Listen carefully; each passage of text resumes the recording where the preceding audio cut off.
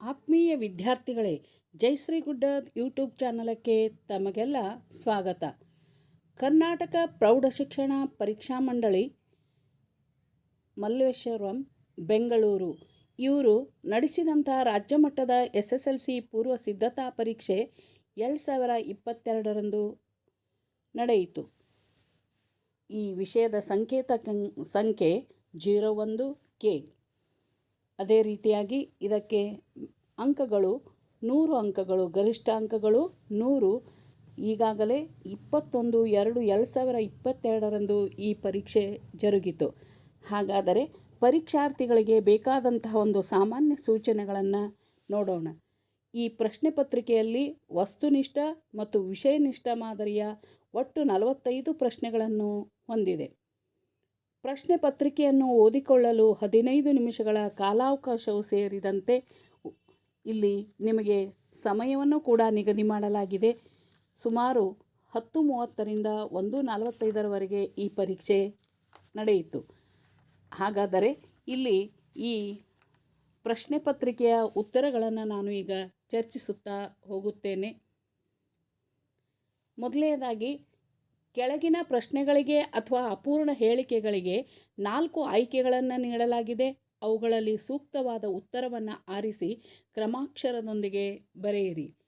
ಷಣ್ಮುಖ ಪದವು ಈ ಸಂಧಿಯದ್ದಾಗಿದೆ. ಆದೇಶ ಸಂಧಿ, ಲೋಪಸಂಧಿ, ವೃದ್ಧಿ ಸಂಧಿ, ಅನುನಾಸಿಕ ಸಂಧಿ. ಇಲ್ಲಿ ಷಣ್ಮುಖವನ್ನು ಬಿಡಿಸಿದಾಗ ಷಟ್ ಪ್ಲಸ್ ಮುಖ ಷಣ್ಮುಖ ಅಂದರೆ ವರ್ಗದ ಪ್ರಥಮಾಕ್ಷರವಾಗಿರ್ತಕ್ಕಂಥ ಪೂರ್ವ ಪದದಲ್ಲಿ ಟ ಬಂದಿದೆ. ಅದರ ಉತ್ತರ ಪದದಲ್ಲಿ ಮ ಅಂತಕ್ಕಂಥ ಅನುನಾಸಿಕ ಬಂದಿದೆ. ಹೀಗಾಗಿ ಸರಿಯಾದ ಉತ್ತರ ಅನುನಾಸಿಕ ಸಂಧಿ. ಎರಡನೇ ಪ್ರಶ್ನೆ ನೋಡೋಣ. ಒಬ್ಬರು ಹೇಳಿದ ಮಾತನ್ನೇ ಯಥಾವತ್ತಾಗಿ ಬರೆಯುವಾಗ ಈ ಚಿಹ್ನೆಯನ್ನು ಬಳಸಲಾಗುವುದು. ವಾಕ್ಯವೇಷ್ಟನ ಚಿಹ್ನೆ, ಉದ್ಧರಣ ಚಿಹ್ನೆ, ಆವರಣ ಚಿಹ್ನೆ, ಭಾವಸೂಚಕ ಚಿಹ್ನೆ. ಇಲ್ಲಿ ಸರಿಯಾದ ಉತ್ತರ ಉದ್ಧರಣ ಚಿಹ್ನೆ. ಒಂದು ಪೂರ್ಣ ಕ್ರಿಯಾಪದದೊಂದಿಗೆ ಸ್ವತಂತ್ರವಾಗಿರುವ ವಾಕ್ಯವನ್ನು ಯಾವ ವಾಕ್ಯವೆಂದು ಕರೆಯುತ್ತಾರೆ? ಸಂಯೋಜಿತ ವಾಕ್ಯ, ಸಾಮಾನ್ಯ ವಾಕ್ಯ, ಮಿಶ್ರ ವಾಕ್ಯ, ಪ್ರಶ್ನಾರ್ಥಕ ವಾಕ್ಯ. ಸರಿಯಾದ ಉತ್ತರ ಸಾಮಾನ್ಯ ವಾಕ್ಯ. ಪ್ರಶ್ನೆ ಕ್ರಮ ಸಂಖ್ಯೆ 4. ಬೆಟ್ಟದಾವರೆ ಪದವು ಈ ಸಮಾಸಕ್ಕೆ ಉದಾಹರಣೆಯಾಗಿದೆ. ತತ್ಪುರುಷ ಸಮಾಸ, ಕರ್ಮಧಾರಯ ಸಮಾಸ, ಕ್ರಿಯಾ ಸಮಾಸ, ಅಂಶಿ ಸಮಾಸ. ಸರಿಯಾದ ಉತ್ತರ ತತ್ಪುರುಷ ಸಮಾಸ. ಬೆಟ್ಟದ ಪ್ಲಸ್ ತಾವರೆ ಬೆಟ್ಟದಾವರೆ. ಇಲ್ಲಿ 2 ನಾಮಪದಗಳಿರುತ್ತವೆ. ಹೀಗಾಗಿ ಉತ್ತರ ಪದದ ಅರ್ಥ ಪ್ರಧಾನವಾಗಿರ್ತಕ್ಕಂಥ ಸಮಾಸ ತತ್ಪುರುಷ ಸಮಾಸ. ಪ್ರಶ್ನೆ ಕ್ರಮ ಸಂಖ್ಯೆ 5. ಸಾವಿತ್ರಿಯೋಳ್ ಪದದಲ್ಲಿ ಇರುವ ವಿಭಕ್ತಿ ಪಂಚಮಿ, ದ್ವಿತೀಯ, ಸಪ್ತಮಿ, ತೃತೀಯ. ಸರಿಯಾದ ಉತ್ತರ ಸಪ್ತಮಿ. ಸಾವಿತ್ರಿ ಓಳ್ ಅಂದ್ರೆ ಅಲ್ಲಿ. ಪ್ರಶ್ನೆ ಕ್ರಮ ಸಂಖ್ಯೆ 6. ಕ್ರಿಯಾರ್ಥಕ ಅವ್ಯಯಕ್ಕೆ ಉದಾಹರಣೆ ಇದು. ಚೆನ್ನಾಗಿ, ಸಾಕು, ಅಥವಾ ಅದುವೆ. ಸರಿಯಾದ ಉತ್ತರ ಇಲ್ಲಿ ಕ್ರಿಯೆಯನ್ನು ಸೂಚಿಸ್ತಕ್ಕಂತಹ ಪದ ಸಾಕು ಎಂಬುದೇ ಇದರ ಕ್ರಿಯಾರ್ಥಕ ಅವ್ಯಯಕ್ಕೆ ಉದಾಹರಣೆ. ಮೊದಲೆರಡು ಪದಗಳಿಗೆ ಸಂಬಂಧಿಸಿದಂತೆ ಮೂರನೇ ಪದಕ್ಕೆ ಸರಿಯಾದ ಉತ್ತರ ಬರೆಯಿರಿ. ಸಂಬಂಧಿ ಪದವನ್ನು ಬರೆಯಿರಿ. ಹಳು ಪದದ ಅರ್ಥ ಕಾಡು.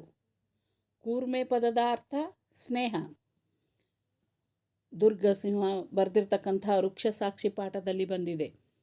ಅರ್ಕ ತದ್ಭವ ಎಕ್ಕ, ದೃಷ್ಟಿ, ದಿಟ್ಟಿ. ಹ್ರಸ್ವಸ್ವರಗಳು 6, ಅನುನಾಸಿಕಗಳು 5.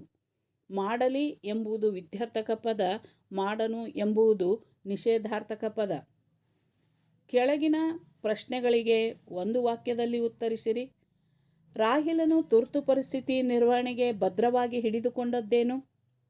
ರಾಹಿಲನು ತುರ್ತು ಪರಿಸ್ಥಿತಿ ನಿರ್ವಹಣೆಗೆ ಬೇಕಾದ ಔಷಧ ಮತ್ತು ಶಸ್ತ್ರಚಿಕಿತ್ಸಾ ಸಾಮಾನುಗಳ ಪೆಟ್ಟಿಗೆಯನ್ನು ಭದ್ರವಾಗಿ ಹಿಡಿದುಕೊಂಡಿದ್ದನು. ಪ್ರಶ್ನೆ ಕ್ರಮ ಸಂಖ್ಯೆ 12. ಬ್ರಿಟಿಷ್ ಸರ್ಕಾರ ವಿಶ್ವೇಶ್ವರಯ್ಯನವರಿಗೆ ಯಾವ ಪದವಿಯನ್ನು ನೀಡಿ ಗೌರವಿಸಿತು? ಬ್ರಿಟಿಷ್ ಸರ್ಕಾರ ವಿಶ್ವೇಶ್ವರಯ್ಯ ಅವರಿಗೆ ಸರ್ ಎಂಬ ಪದವಿಯನ್ನು ನೀಡಿ ಗೌರವಿಸಿತು. ಪ್ರಶ್ನೆ ಕ್ರಮ ಸಂಖ್ಯೆ 13. ಮನೆ ಮಂಚಮ್ಮ ಕಥೆಯನ್ನು ದೇವನೂರು ಮಹಾದೇವ ಅವರಿಗೆ ಹೇಳಿದ ಕವಿ ಯಾರು? ಮನೆ ಮಂಚಮ್ಮ ಕಥೆಯನ್ನು ದೇವನೂರು ಮಹಾದೇವ ಅವರಿಗೆ ಹೇಳಿದ ಕವಿ ಸಿದ್ಧಲಿಂಗಯ್ಯ. ಪ್ರಶ್ನೆ ಕ್ರಮ ಸಂಖ್ಯೆ 14. ಹುಲಿಗೆ ಪರಮಾನಂದವಾಗಲು ಕಾರಣವೇನು? ಶಾನುಭೋಗರ ದುಂಡು ದುಂಡಾದ ಶರೀರವನ್ನು ನೋಡಿ ಹುಲಿಗೆ ಪರಮಾನಂದವಾಯಿತು. 15. ಅಶ್ವಿನಿ ದೇವತೆಗಳ ವರಬಲದಿಂದ ಜನಿಸಿದವರು ಯಾರು? ಅಶ್ವಿನಿ ದೇವತೆಗಳ ವರಬಲದಿಂದ ಜನಿಸಿದವರು ನಕುಲ ಮತ್ತು ಸಹದೇವ. ಪ್ರಶ್ನೆ 16. ನಿಮಗೆ ನಮಸ್ಕರಿಸಿ ಹೋಗಲು ಬಂದೆನಷ್ಟೇ ಎಂದು ದುರ್ಯೋಧನ ಯಾರಿಗೆ ಹೇಳುವನು? ಉತ್ತರ: ನಿಮಗೆ ನಮಸ್ಕರಿಸಿ ಹೋಗಲು ಬಂದೆನಷ್ಟೇ ಎಂದು ದುರ್ಯೋಧನ ಭೀಷ್ಮಾಚಾರ್ಯರಿಗೆ ಹೇಳುವನು. ಪ್ರಶ್ನೆ 17. ಒಡೆಯನ ಮನೆಯ ಅಂಗಳದಲ್ಲಿ ಮಾವಿನ ಮರಗಳು ಹೇಗೆ ನಿಂತಿವೆ? ಒಡೆಯನ ಮನೆಯ ಅಂಗಳದಲ್ಲಿ ಮಾವಿನ ಮರಗಳು ಮೈದುಂಬಿ ನಿಂತಿವೆ. ಪ್ರಶ್ನೆ 18.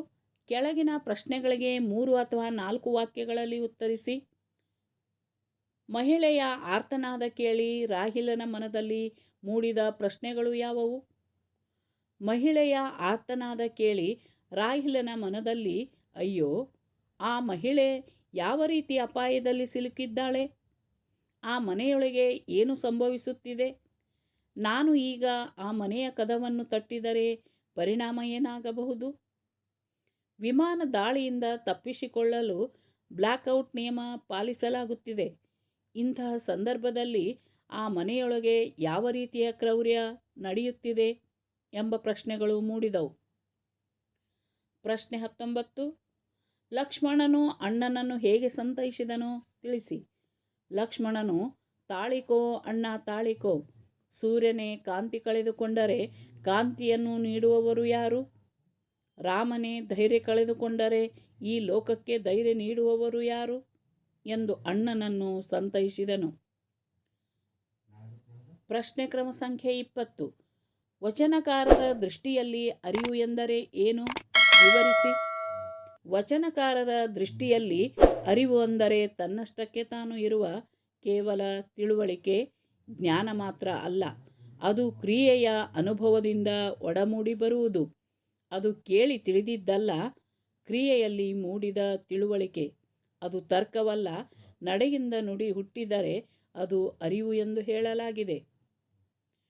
ಪ್ರಶ್ನೆ ಕ್ರಮ ಸಂಖ್ಯೆ 21. ಧರ್ಮಬುದ್ಧಿಗೆ ದುಷ್ಟಬುದ್ಧಿಯು ಯಾವ ಸಲಹೆ ಇತ್ತನು? ಧರ್ಮಬುದ್ಧಿಗೆ ದುಷ್ಟಬುದ್ಧಿಯು ಈ ಹೊನ್ನನ್ನು ಹಂಚಿಕೊಂಡು ಮನೆಯಲ್ಲಿ ಸ್ವೇಚ್ಛೆಯಿಂದ ಇರುವವರಲ್ಲ, ಮತ್ತೆ ವ್ಯಾಪಾರಕ್ಕಾಗಿ ದೂರದೇಶಕ್ಕೆ ಹೋಗಬೇಕಾಗುತ್ತದೆ.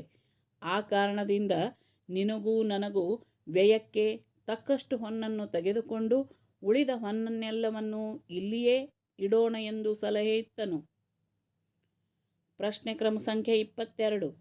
ಹೊಸಗಾಲದ ಹಸು ಮಕ್ಕಳನ್ನು ಹಕ್ಕಿ ಹೇಗೆ ಹರಸಿದೆ?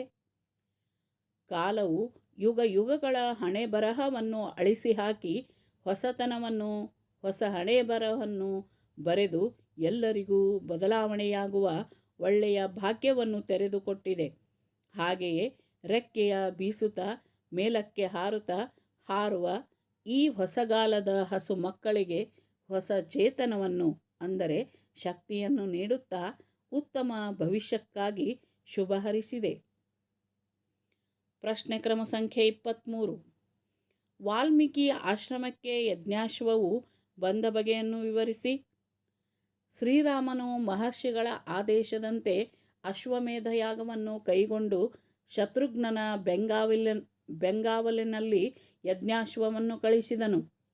ರಾಮನ ಆಜ್ಞೆಯಂತೆ ಹೊರಟೆ ಯಜ್ಞಾಶ್ವವು ಭುಜಬಲ ಪರಾಕ್ರಮಿಗಳಾದ ರಾಜರುಗಳು ತಡೆಯಲು ಹೆದರಿ ನಮಸ್ಕರಿಸಿ ಮುಂದೆ ಹೋಗಲು ಬಿಟ್ಟರು. ಹೀಗೆ ಯಜ್ಞಾಶ್ವವು ಭೂಮಿಯಲ್ಲೆಲ್ಲ ಸಂಚರಿಸುತ್ತಾ ವಾಲ್ಮೀಕಿಯ ಆಶ್ರಮದ ತೋಟದ ಹಸುರಾದ ಹುಲ್ಲನ್ನು ತಿನ್ನಲು ಒಳಹೊಕ್ಕಿತು. ಪ್ರಶ್ನೆ ಕ್ರಮ ಸಂಖ್ಯೆ 24. ವಿವೇಕಾನಂದರು ಕೋಮುವಾದದ ಕಟ್ಟಾವಿರೋಧಿಯಾಗಿದ್ದರು, ಏಕೆ? ಕೋಮುವಾದವು ಏಕಧರ್ಮ ಏಕ ಸಂಸ್ಕೃತಿಯೇ ಶ್ರೇಷ್ಠವೆಂದು, ಅದೇ ಅಂತಿಮವೆಂದು ನಂಬಿಸುತ್ತಾ ಪರಧರ್ಮ ದ್ವೇಷವನ್ನು ಬಿತ್ತಿ ಬೆಳೆಸುತ್ತದೆ. ಆದ್ದರಿಂದ ವಿವೇಕಾನಂದರು ಕೋಮುವಾದದ ಕಟ್ಟಾ ವಿರೋಧಿಯಾಗಿದ್ದರು. ಪ್ರಶ್ನೆ ಕ್ರಮ ಸಂಖ್ಯೆ 25. ಈ ಕವನದಲ್ಲಿ ಪ್ರಕೃತಿಯ ಸಂಭ್ರಮ ಹೇಗೆ ವ್ಯಕ್ತವಾಗಿದೆ? ಮಾವಿನ ಮರಗಳು ಮೈತುಂಬಿ ನಿಂತಿವೆ, ಹಕ್ಕಿಗಳು ರೆಕ್ಕೆ ಬಿಚ್ಚಿ ಹಾರಾಡುತ್ತಿವೆ, ಕೋಗಿಲೆಗಳು ಮನದುಂಬಿ ಇಂಪಾಗಿ ಹಾಡುತ್ತಿವೆ, ಕಡಲು ಉಕ್ಕಿ ಹರಿಯುತ್ತಿದೆ, ಮಲ್ಲಿಗೆ ಹೂವು ಮುಗುಳುನಗೆ ಬೀರಿದೆ, ಹೊಳೆವ ರಂಗೋಲಿಯಲ್ಲಿ ಬಾಲರವಿ ತಳತಳಿಸುತ್ತಿದ್ದಾನೆ. ಈ ರೀತಿ ವಸಂತ ಮುಖ ತೋರಲಿಲ್ಲ. ಕವನದಲ್ಲಿ ಪ್ರಕೃತಿಯ ಸಂಭ್ರಮ ವ್ಯಕ್ತವಾಗಿದೆ. ಭಗತ್ ಸಿಂಗನು ಹೇಗೆ ಅಮರನಾದನು?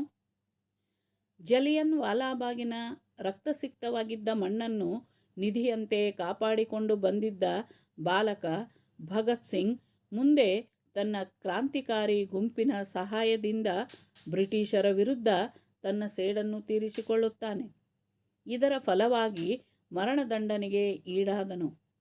ತನ್ನ ಸಹಚರರಾದ ಸುಖದೇವ್, ಬಟುಕೇಶ್ವರ ದತ್ತರೊಂದಿಗೆ ಹಸನ್ಮುಖಿಯಾಗಿ ತಾಯಿ ಭಾರತಾಂಬೆಯ ಸ್ವಾತಂತ್ರ್ಯದ ಹಣತೆಗೆ ತೈಲ ಎಂಬಂತೆ ವೀರಯೋಧನಾಗಿ ಅಮರನಾದನು.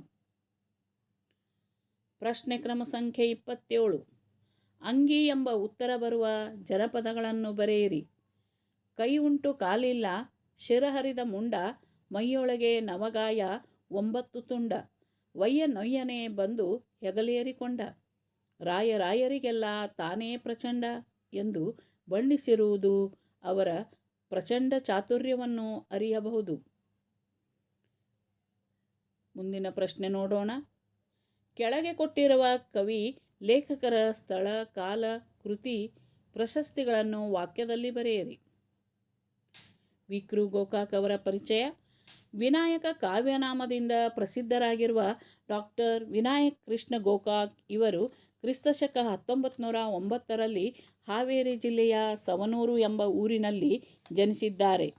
ಇವರು ಸಮುದ್ರದಾಚೆಯಿಂದ, ಸಮುದ್ರಗೀತೆಗಳು, ಪಯಣ, ಉಗಮ, ಇಜ್ಜೋಡು, ಸಮರಸವೇ ಜೀವನ, ಭಾರತ ಸಿಂಧೂ ರಶ್ಮಿ ಮೊದಲಾದ ಕೃತಿಗಳನ್ನು ಬರೆದಿದ್ದಾರೆ. ಇವರ ದ್ಯಾವಾ ಪೃಥ್ವಿ ಕೃತಿಗೆ ಕೇಂದ್ರ ಸಾಹಿತ್ಯ ಅಕಾಡೆಮಿ ಪ್ರಶಸ್ತಿ, ಸಮಗ್ರ ಸಾಹಿತ್ಯಕ್ಕಾಗಿ ಜ್ಞಾನಪೀಠ ಪ್ರಶಸ್ತಿ ಬಂದಿವೆ. ಭಾರತ ಸರ್ಕಾರ ಪದ್ಮಶ್ರೀ ಪುರಸ್ಕಾರ ನೀಡಿ ಗೌರವಿಸಿದೆ. ಪ್ರಶ್ನೆ ಕ್ರಮ ಸಂಖ್ಯೆ 29. ಲಕ್ಷ್ಮೀಶನ ಕವಿ ಪರಿಚಯ. ಕವಿ ಲಕ್ಷ್ಮೀಶನು ಕ್ರಿಸ್ತಶಕ 1550ರಲ್ಲಿ ಚಿಕ್ಕಮಗಳೂರು ಜಿಲ್ಲೆಯ ಕಡೂರು ತಾಲೂಕಿನ ದೇವನೂರಿನಲ್ಲಿ ಜನಿಸಿದನು. ಇವನಿಗೆ ಲಕ್ಷ್ಮೀರಮಣ, ಲಕ್ಷ್ಮೀಪತಿ ಎಂಬ ಹೆಸರುಗಳೂ ಇದ್ದವು. ಇವರು ಜೈಮಿನಿ ಭಾರತ ಎಂಬ ಪ್ರಸಿದ್ಧ ಕಾವ್ಯವನ್ನು ರಚಿಸಿದ್ದಾನೆ. ಈತನಿಗೆ ಉಪಮಾಲೋಲ, ಕರ್ನಾಟಕ ಕವಿ ಚೂತವನ ಚೈತ್ರ ಎಂಬ ಬಿರುದುಗಳನ್ನು ನೀಡಿ ಗೌರವಿಸಲಾಗಿದೆ. ಪ್ರಶ್ನೆ ಕ್ರಮ ಸಂಖ್ಯೆ 30. ಕೆಳಗಿನ ಪದ್ಯಭಾಗಕ್ಕೆ ಪ್ರಸ್ತಾರ ಹಾಕಿ ಗಣ ವಿಭಾಗ ಮಾಡಿ ಛಂದಸ್ಸಿನ ಹೆಸರು ಬರೆಯಿರಿ. ಮಕ್ಕಳೇ, ಈ ಛಂದಸ್ಸಿನ ಪ್ರಸ್ತಾರವನ್ನು ಇಲ್ಲಿ ಹಾಕಲಾಗಿದೆ. ಇದನ್ನು ಇಲ್ಲಿ ಈ ಛಂದಸ್ಸಿನ ಹೆಸರು ಕಂದ ಪದ್ಯ. ಪ್ರಸ್ತಾರ ಹಾಕಿದರೆ 1 ಅಂಕಗಳನ್ನು ಕೊಡುತ್ತಾರೆ, ಗಣ ವಿಭಾಗ ಮಾಡಿದರೆ 1 ಅಂಕ, ಛಂದಸ್ಸಿನ ಹೆಸರು ಬರೆದರೆ ಇಲ್ಲಿ 1 ಅಂಕ. ಹೀಗಾಗಿ ನೀವು ಇಲ್ಲಿ ಪ್ರಸ್ತಾರ ಹಾಕಿದಾಗ 4 ಮಾತ್ರೆಯ ಇಲ್ಲಿ 3 ಗಣಗಳು ಬರುತ್ತವೆ. ಇದು ಅಂದರೆ 2 ಸಾಲುಗಳನ್ನು ಕೊಟ್ಟಿದ್ದರೆ ನೀವು ಕಂದ ಪದ್ಯ ಎಂದು ಊಹಿಸಬೇಕು. ಹೀಗಾಗಿ ಇಲ್ಲಿ 2 ಸಾಲುಗಳನ್ನು ಕೊಟ್ಟಿದ್ದಾರೆ. ಹೀಗಾಗಿ 1ನೆಯ ಸಾಲಿನಲ್ಲಿ 4 ಮಾತ್ರೆ 2 ಗಣ, ಮುಂದಿನ ಒಂದು ಸಾಲುಗಳಲ್ಲಿ 2ನೇ ಸಾಲುಗಳಲ್ಲಿ 4 ಮಾತ್ರೆಯ 5 ಗಣಗಳು ಬರುತ್ತವೆ. ಒಟ್ಟು ಕಂದ ಪದ್ಯದಲ್ಲಿ 64 ಮಾತ್ರೆಗಳು ಇರುತ್ತವೆ. ಮುಂದಿನ ಪ್ರಶ್ನೆ ನೋಡೋಣ. ಕೆಳಗಿನ ವಾಕ್ಯದಲ್ಲಿರುವ ಅಲಂಕಾರವನ್ನು ಹೆಸರಿಸಿ, ಲಕ್ಷಣ ಬರೆದು ಸಮನ್ವಯಿಸಿ. ಅಲಂಕಾರ ಹೆಸರು ಬರೆದರೆ 1 ಅಂಕ, ಸಮನ್ವಯ ಮಾಡಿದರೆ 1 ಅಂಕ, ಲಕ್ಷಣ ಬರೆದರೆ 1 ಅಂಕ. ಮಾರಿ ಗೌತಣವಾಯಿತು ನಾಳಿನ ಭಾರತವು. ಅಲಂಕಾರ ರೂಪಕ ಅಲಂಕಾರ. ಉಪಮೇಯ ನಾಳಿನ ಭಾರತ ಅಂದ್ರೆ ನಡೀತಕ್ಕಂಥ ಯುದ್ಧ. ಇಲ್ಲಿ ಉಪಮಾನ ಮಾರಿಯ ಔತಣ. ಸಮನ್ವಯ: ಇಲ್ಲಿ ಉಪಮೇಯವಾಗಿರುವ ಭಾರತ ಯುದ್ಧಕ್ಕೂ ಉಪಮಾನವಾಗಿರುವ ಮಾರಿಯ ಔತಣಕ್ಕೂ ಅಭೇದ ಕಲ್ಪಿಸಲಾಗಿದೆ. ಆದ್ದರಿಂದ ಇದು ರೂಪಕ ಅಲಂಕಾರವಾಗಿದೆ. ಲಕ್ಷಣ: ಉಪಮೇಯ ಮತ್ತು ಉಪಮಾನಗಳ ನಡುವೆ ಅಭೇದ ಕಲ್ಪನೆ ಇರುವುದರಿಂದ ಇದು ರೂಪಕ ಅಲಂಕಾರ. ಗಾದೆ ಮಾತನ್ನು ನೋಡೋಣ. ಪ್ರಶ್ನೆ ಕ್ರಮ ಸಂಖ್ಯೆ 32. ತಾಳಿದವನು ಬಾಳಿಯಾನು. ಗಾದೆಗಳು ಜನಪದರ ಜೀವನದ ಅನುಭವದ ನುಡಿಮುತ್ತುಗಳು. ಇವುಗಳಿಂದ ಜೀವನದ ಮೌಲ್ಯ ಹೆಚ್ಚುತ್ತದೆ. ಆದ್ದರಿಂದಲೇ ವೇದ ಸುಳ್ಳಾದರೂ ಗಾದೆ ಸುಳ್ಳಾಗದು. ಗಾದೆಗಳನ್ನು ವೇದಗಳಿಗೆ ಸಮಾನ ಎಂದು ಹೇಳುವರು. ಅಂತಹ ಗಾದೆಗಳಲ್ಲಿ ತಾಳಿದವನು ಬಾಳಿಯಾನು ಎಂಬುದು ಪ್ರಸಿದ್ಧ ಗಾದೆ ಮಾತು. ತಾಳ್ಮೆಗಿಂತ ತಪವೂ ಇಲ್ಲ ಎಂಬುದು ದಾಸರ ವಾಣಿ. ತಾಳ್ಮೆ ಮಾನವನ ಮೂಲ ಸ್ವಭಾವವಾಗಬೇಕು. ತಾಳ್ಮೆಯಿಲ್ಲದಿದ್ದರೆ ಜೀವನವು ಕ್ಷಣ ಮಾತ್ರದಲ್ಲಿ ಹಾಳಾಗಬಹುದು. ತಾಳ್ಮೆ ಇದ್ದರೆ ಎಂತಹ ಅನಾಹುತಗಳನ್ನು ತಪ್ಪಿಸಬಹುದು. ಕೋಪದಲ್ಲಿ ಕೊಯ್ದ ಮೂಗು ಶಾಂತವಾದ ಮೇಲೆ ಬರುವುದಿಲ್ಲ. ದುಡುಕುತನ ಮಾನವನಿಗೆ ವಿನಾಶಕಾರಿ. ತಾಳ್ಮೆ ಮಾನವನ ಅಭಿವೃದ್ಧಿಯ ತಳಹದಿ. ಆದ್ದರಿಂದ ಯಾವ ಕಾರ್ಯ ಮಾಡಬೇಕಾದರೂ ತಾಳ್ಮೆ ಅತಿ ಅವಶ್ಯ ಎಂದು ಸೂಚಿಸುತ್ತದೆ. ಅಥವಾ ಇನ್ನೊಂದು ಗಾದೆ ಮಾತನ್ನು ನೀಡಿದ್ದಾರೆ, ಮನಸ್ಸಿದ್ದರೆ ಮಾರ್ಗ. ಇಲ್ಲಿ ಮಕ್ಕಳೇ, ಗಾದೆ ಮಾತಿನ ಮಹತ್ವದ ಬಗ್ಗೆ ಬರೆದರೆ 1 ಅಂಕ, ಗಾದೆಯ ತಾತ್ಪರ್ಯ ಅದಕ್ಕೆ ಮತ್ತೊಂದು ಅಂಕ, ಗಾದೆಯ ಒಂದು ಭಾಷಾ ಶೈಲಿ ಅಥವಾ ಉದಾಹರಣೆಯನ್ನು ನೀಡಿದರೆ ಅದಕ್ಕೆ ಮತ್ತೊಂದು ಅಂಕ, ಒಟ್ಟು 3 ಅಂಕಗಳು. ಗಾದೆಗಳು ಜನಪದರ ಜೀವನದ ಅನುಭವದ ನುಡಿಮುತ್ತುಗಳು. ಇವುಗಳಿಂದ ಜೀವನ ಮೌಲ್ಯ ಹೆಚ್ಚುತ್ತದೆ. ಆದ್ದರಿಂದಲೇ ವೇದ ಸುಳ್ಳಾದರೂ ಗಾದೆ ಸುಳ್ಳಾಗದು. ಗಾದೆಗಳನ್ನು ವೇದಗಳಿಗೆ ಸಮಾನ ಎಂದು ಹೇಳುವರು. ಅಂತಹ ಹಲವು ಪ್ರಸಿದ್ಧ ಗಾದೆಗಳಲ್ಲಿ ಮನಸ್ಸಿದ್ದರೆ ಮಾರ್ಗ ಒಂದಾಗಿದೆ. ನಾವು ಯಾವುದೇ ಒಂದು ಕೆಲಸವನ್ನು ಸರಿಯಾಗಿ ಮಾಡಲು ಆಸಕ್ತಿ ಇರಬೇಕು. ಹಾಗೆ ಆಸಕ್ತಿ ಮೂಡಲು ಆ ಕೆಲಸದ ಬಗ್ಗೆ ನಮಗೆ ಪ್ರೀತಿ ಇರಬೇಕು. ಹಾಗೆ ಆ ಕೆಲಸದಲ್ಲಿ ಪ್ರೀತಿ ಇದ್ದಾಗ ಸಹಜವಾಗಿಯೇ ಆ ಕೆಲಸ ಯಶಸ್ವಿಯಾಗುತ್ತದೆ. ಒಂದು ಚಿತ್ರಗೀತೆಯ ಸಾಲು ಹೀಗಿದೆ: ಆಗದು ಎಂದು ಕೈ ಕಟ್ಟಿ ಕುಳಿತರೆ ಸಾಗದು ಕೆಲಸವು ಮುಂದೆ. ನನ್ನ ಕೈಯಲ್ಲಿ ಆಗುವುದಿಲ್ಲ ಎಂದು ಯೋಚಿಸುವುದರಿಂದ ಯಾವ ಕೆಲಸವೂ ಸಾಧ್ಯವಾಗುವುದಿಲ್ಲ. ಬದಲಾಗಿ ಮಾಡಿಯೇ ತೀರುತ್ತೇನೆ ಎಂದು ಮನಸ್ಸು ಮಾಡಿದರೆ ಎಂತಹ ಕೆಲಸವಾದರೂ ಮಾಡಲು ಸಾಧ್ಯ ಎಂದು ಈ ಗಾದೆ ಸೂಚಿಸುತ್ತದೆ.